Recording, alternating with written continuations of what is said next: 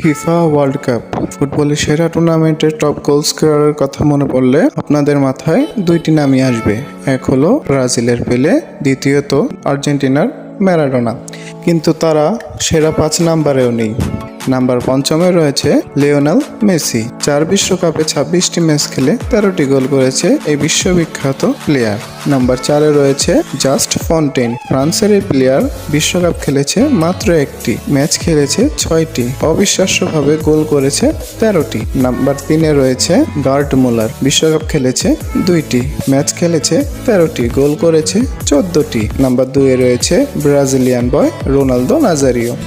বিশ্বকাপ খেলেছে 3টি, ম্যাচ খেলেছে 19টি, গোল করেছে 15টি। নাম্বার 1-এ রয়েছে জার্মানির ক্লোজ।